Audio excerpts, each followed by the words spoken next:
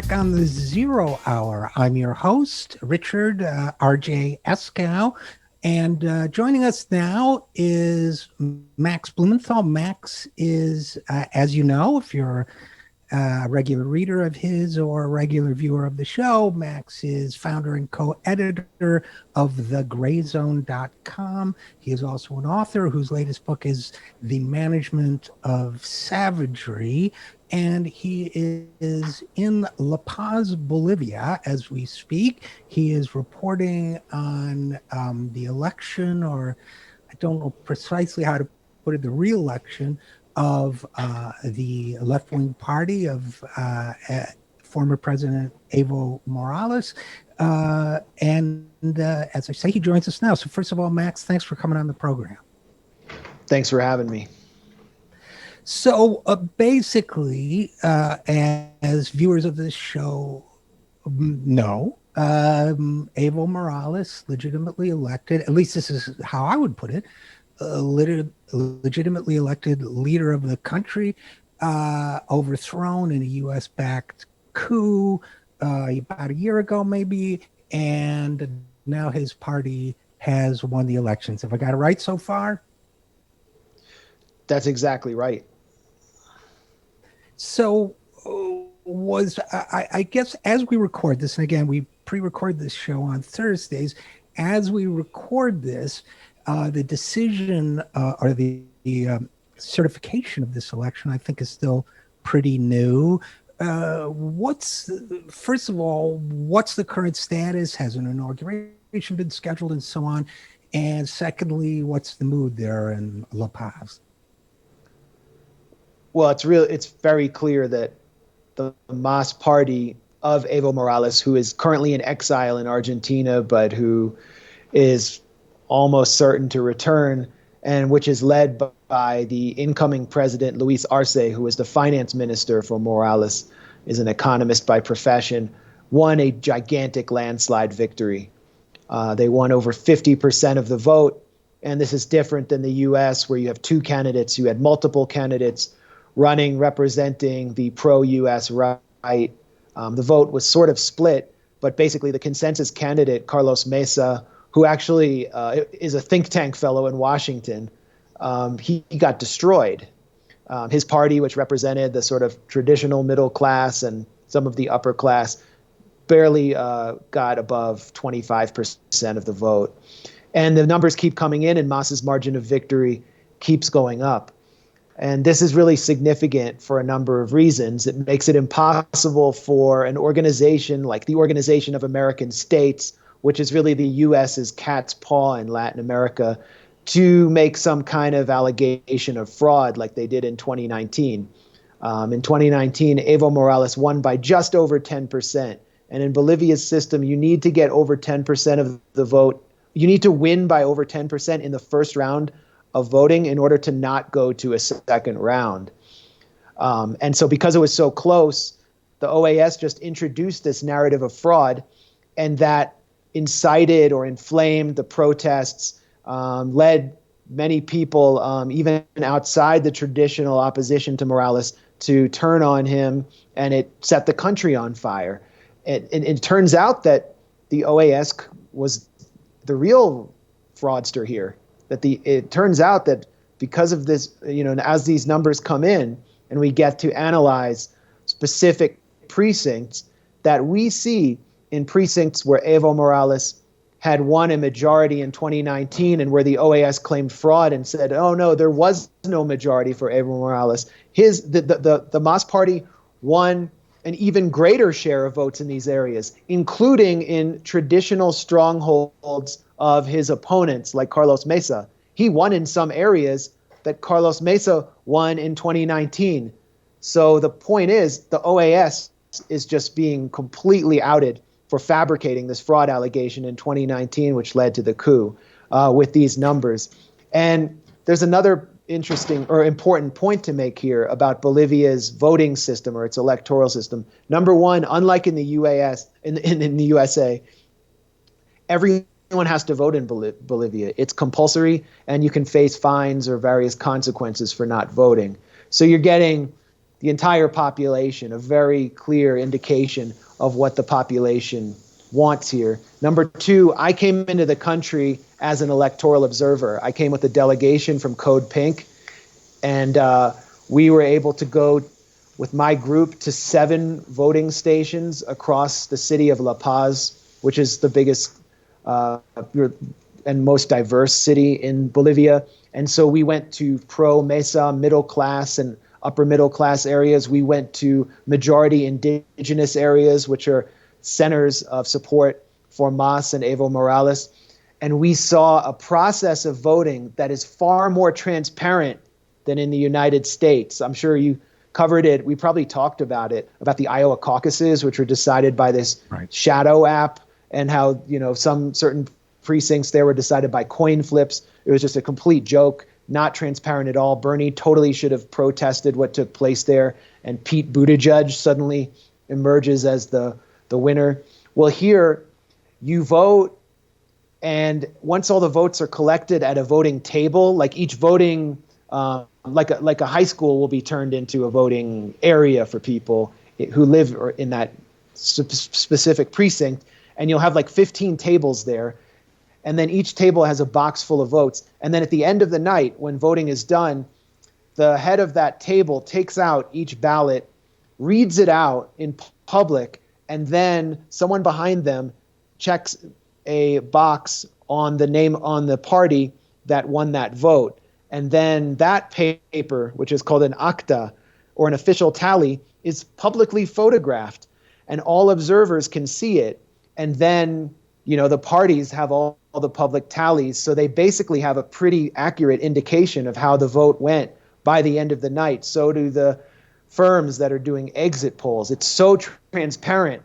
And the vote share for Mas was so high that there was no way that this coup regime, this right-wing, very undemocratic regime that has been running the country without being elected for the last 11 months, could stop Mas from having a victory. So I was able to see that with my own eyes. But there was a period where we had gone, my delegation had gone to a high school in a pro-Mesa area and seen what took place. And we went down to Mas headquarters, the La Paz headquarters of the party that is now due to come into power here, which represents the majority of Bolivians. And the press was outside the headquarters. It was dark. There were police everywhere because La Paz had been militarized by the Áñez regime. And there was a lot of tension in the air because the exit polls weren't coming out. In a U.S. election, you expect the exit polls even before voting is done. Often they're wrong, or maybe they're not wrong, but the vote goes the other way, as in 2004 Bush-Kerry. But you expect the exit polls, and there were no exit polls. So at first, everyone that I spoke to was concerned that the current unelected regime was trying to manipulate the vote, or was afraid to allow the vote to come out because Mas had won such a thumping victory.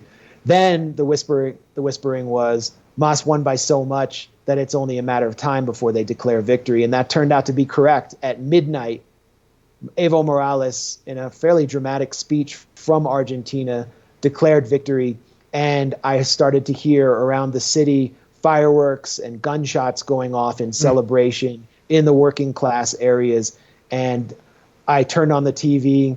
All of the stations here make Fox News look like Walter Cronkite. They are completely anti-Mas, just like full-on incitement against, indigenous people and leftists. And they were all reporting those landslide numbers for Mas, and it was a done deal. Janine Áñez, the interim president installed by the right and backed by the U.S., conceded. The next day, Luis Almagro, the orchestrator of the coup in 2019 from the OAS, welcomed the victory of Luis Arce and Mas. And then Mike Pompeo yesterday welcomed the victory. So it is a done deal. But you asked me about what the mood is.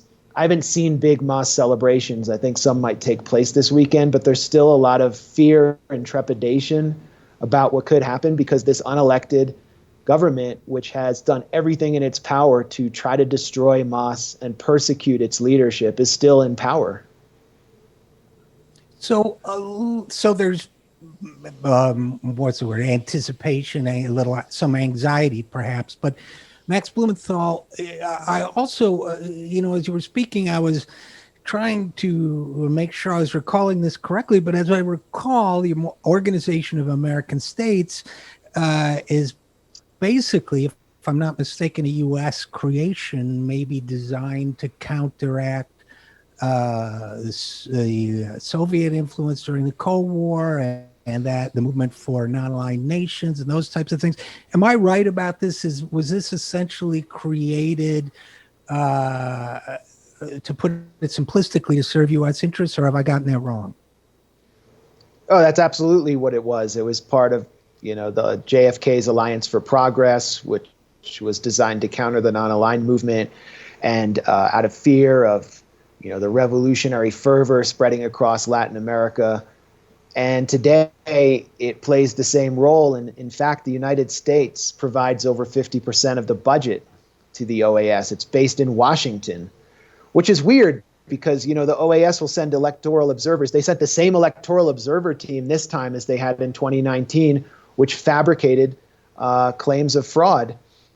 And yet in the U.S., our election system is in a state of complete and total crisis.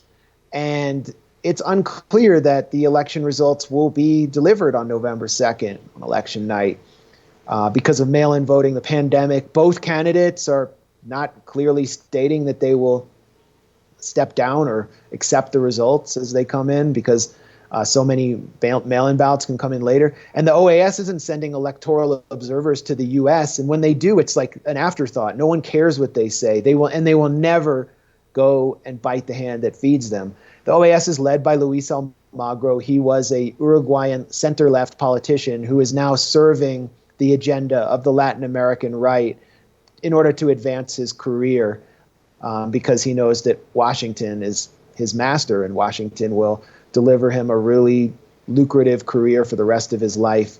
And so he's basically playing the role of coup monger against Venezuela, against Nicaragua. He supports any effort to destabilize the governments, the few remaining left-wing governments in Latin America. And at the same time, he was unable to challenge the results here in Bolivia because they were just so overwhelming. At the same time, I mentioned the trepidation, a little bit of nervousness among Mas supporters.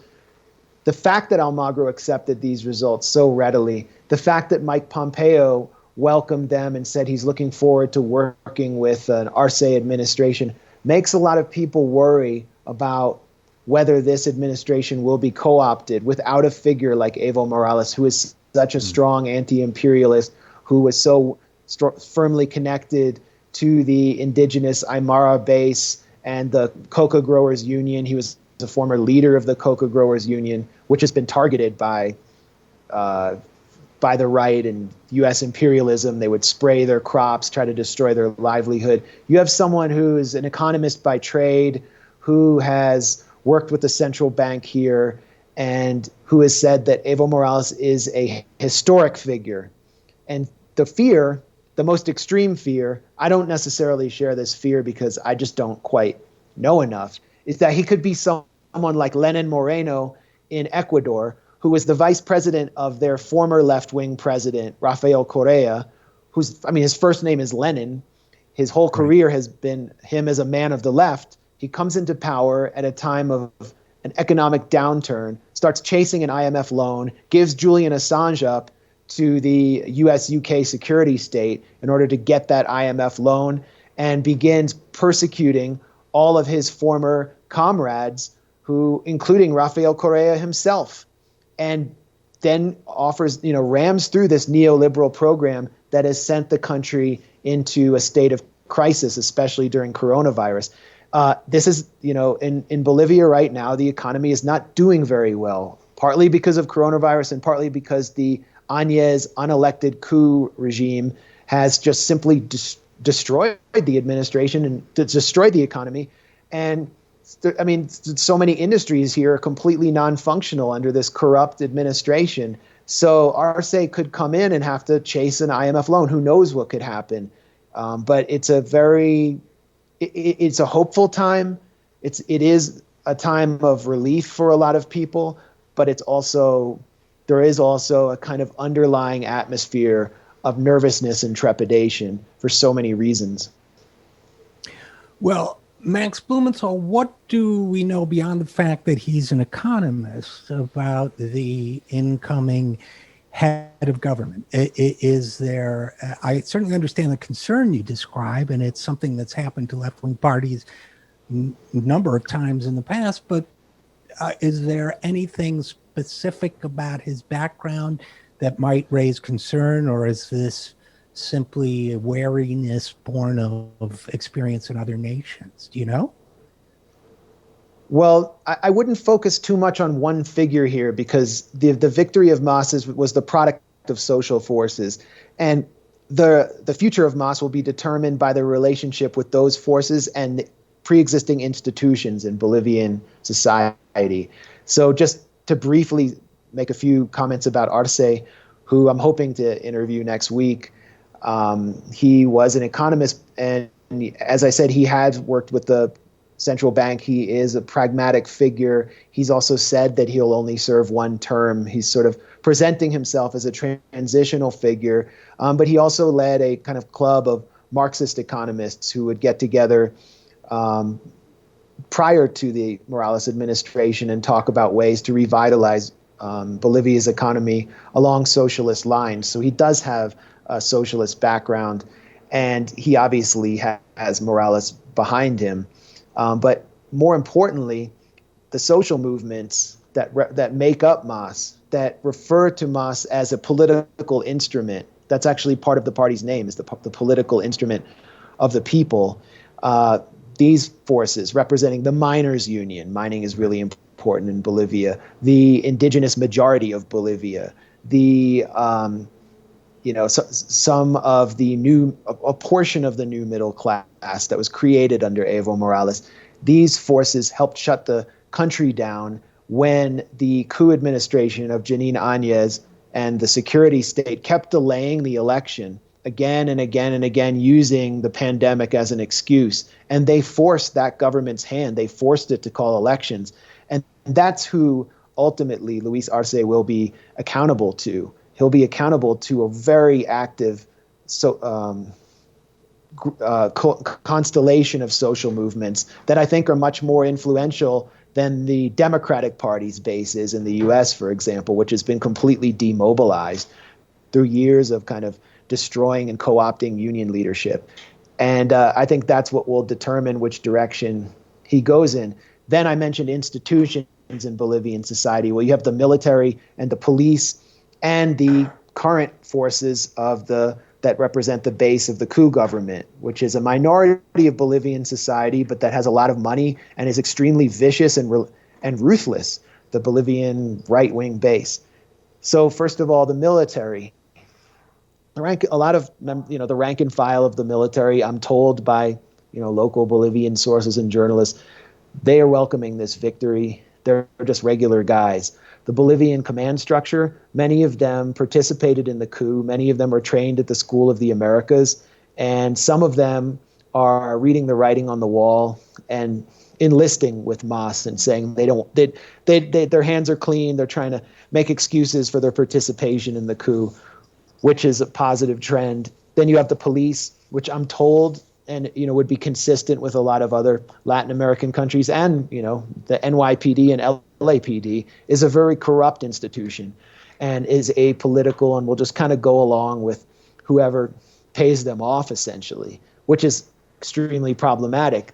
And then I mentioned the current coup regime, which is still in power.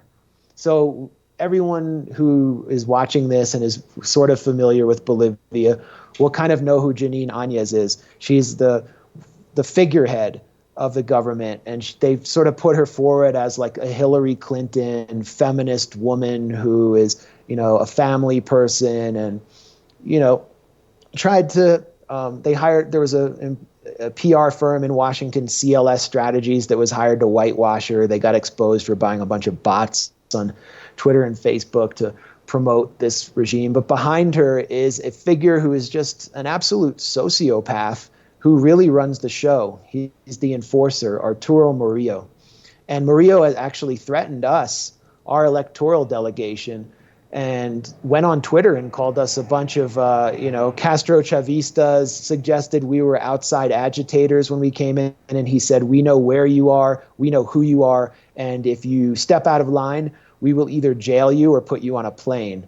So that's who he is. And you can imagine being sort of an indigenous person who is demonstrating for your rights and the kind of consequences you can face versus someone like me, Max Blumenthal from Washington, D.C., to understand the climate of fear that he's imposed.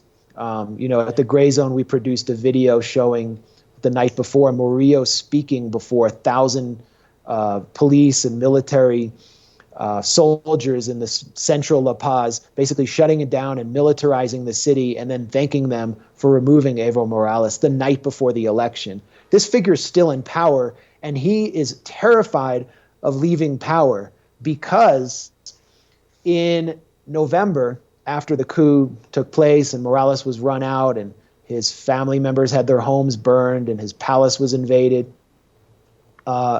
during a series of indigenous protests in two areas, Sencata and Sencaba, Murillo and the current defense minister, Lopez, sent troops and police forces to massacre the indigenous protesters. They were not shot at. There's no evidence they were shot at. They just gunned people down. And something like over 40 people were just shot in cold blood. And Murillo understands that if he leaves, he faces the very real possibility. I mean, not very real, like it's almost inevitable that he will be prosecuted for that. So Mas still has to deal with this issue of the military, the police, and this interior minister who understands that if he leaves power, he either has to run to Colombia or Miami or face prosecution here. And that is that's a limiting factor on Arce and the administration. And Max, over all of this, speaking of limiting factors, is the silent partner, the United States. As you know,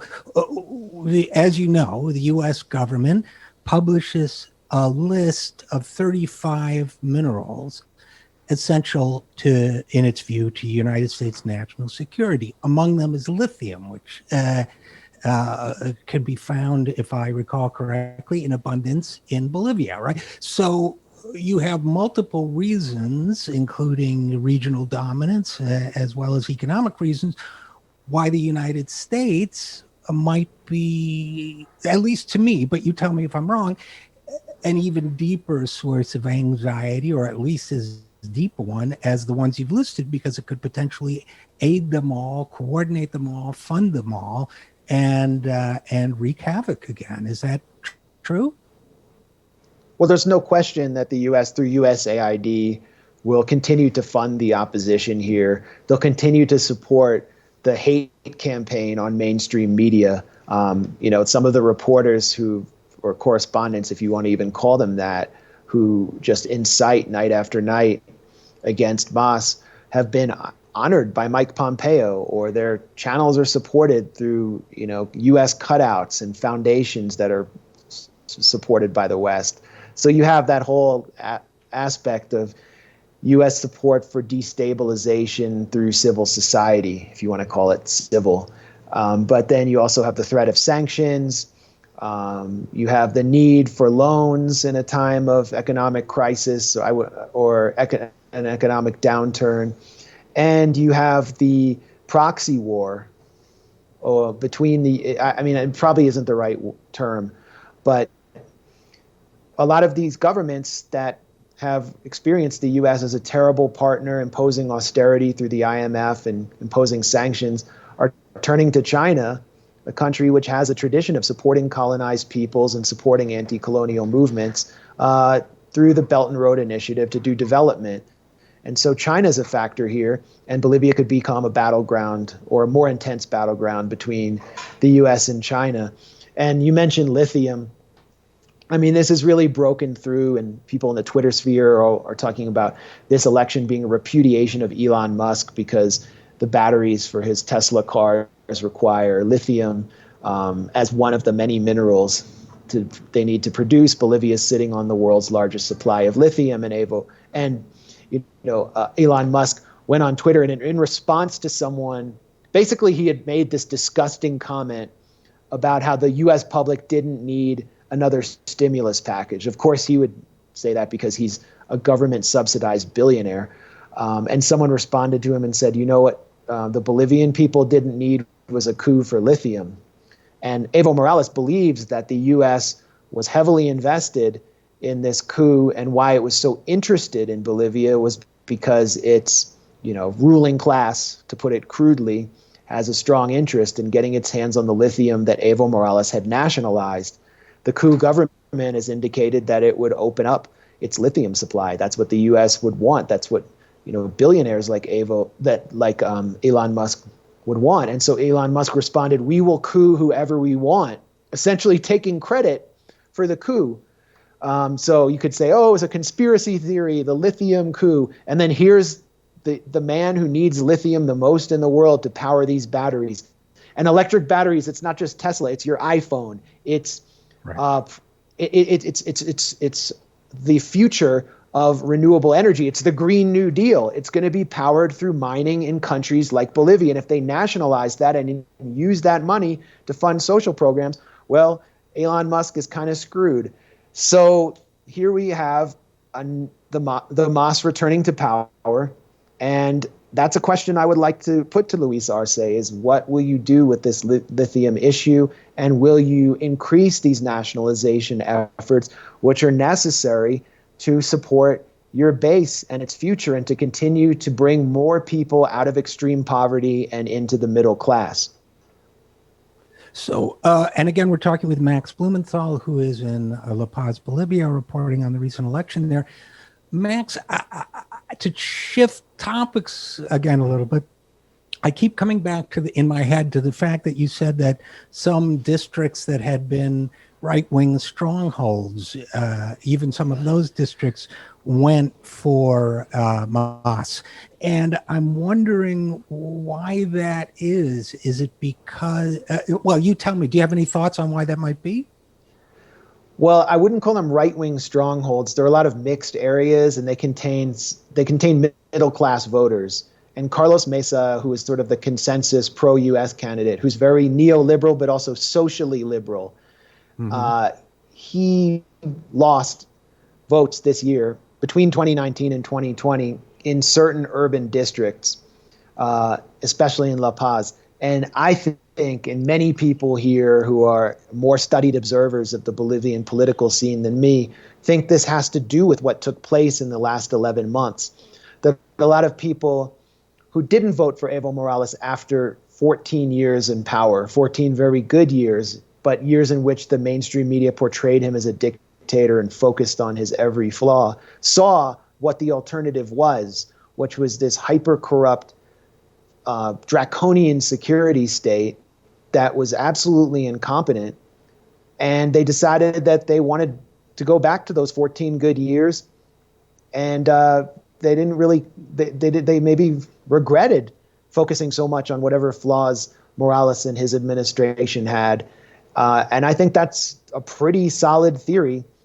I haven't met anyone who switched from Mesa in 2019 to Morales in 2020.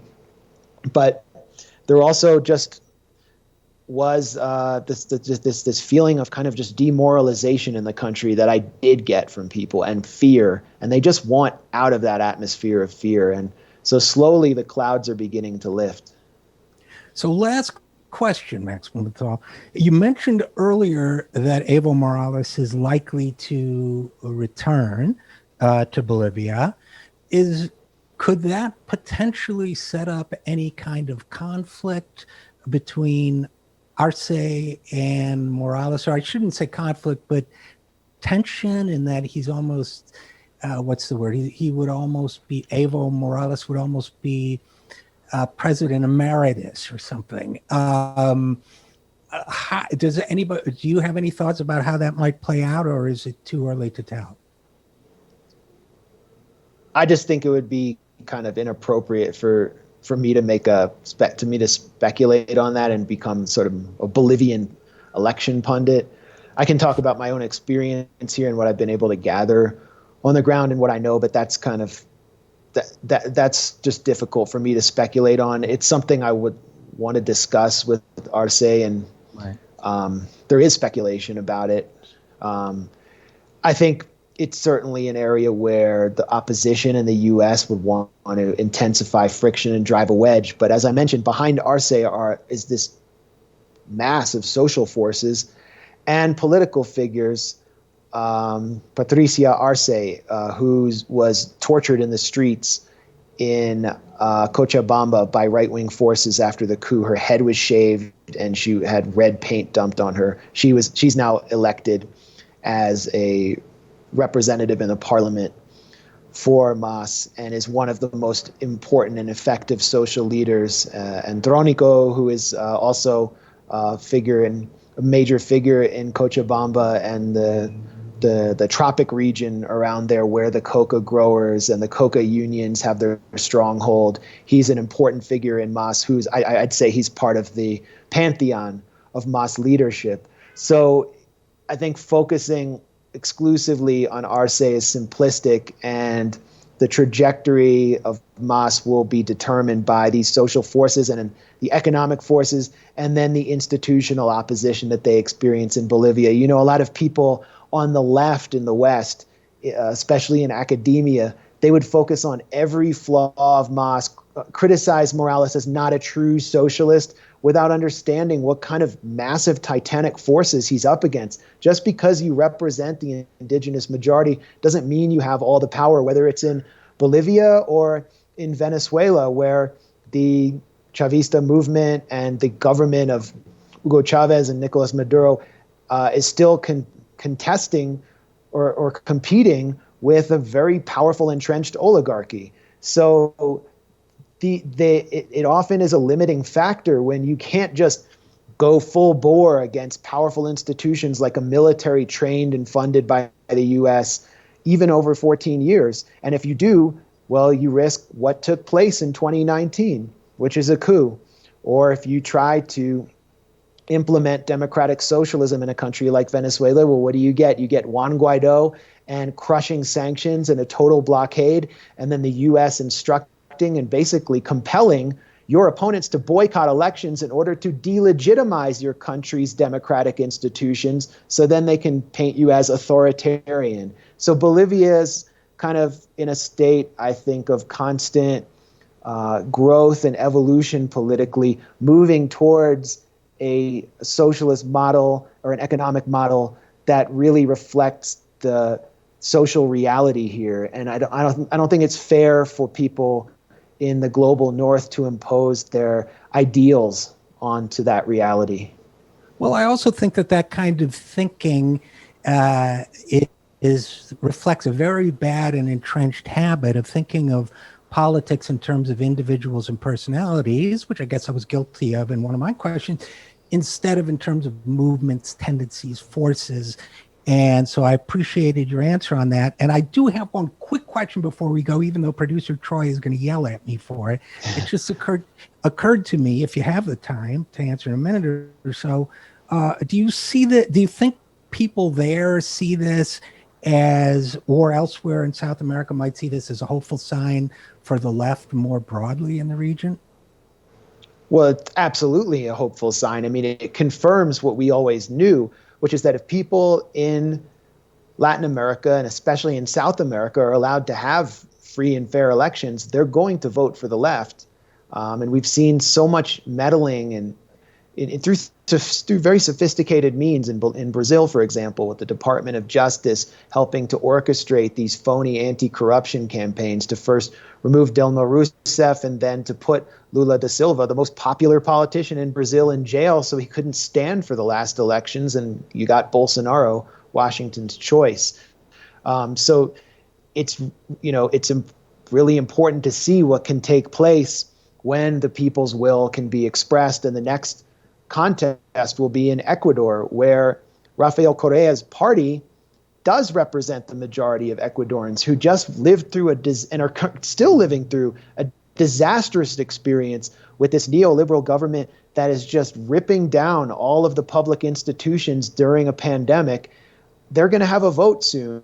And the U.S. has been meddling massively in Ecuador, so we're going to be able to see what takes place there. But if that vote is free and fair and the will of the people is expressed unimpeded, I think we'll see the left return to power there. So the pink tide is not gone. I mean, there is so much terrible punditry in the U.S. I think wishful thinking in publications like the Wall Street Journal that the pink tide had died and that people really wanted these right-wing oligarchs like they have had in Chile and they just voted out in Argentina. But I think the natural state of things in South America is to more state public intervention because people don't like being poor. It's pretty simple. Yeah, well, absolutely. So, Max, I'm glad. And again, we've been talking with Max Blumenthal. I'm glad you're there in La Paz, Bolivia, reporting on this. So thanks for your good work there. And thanks, as always, for coming on the program. Yeah, thanks a lot, RJ. And we'll be right back after this. I am Richard RJ Eskow, and this is The Zero Hour.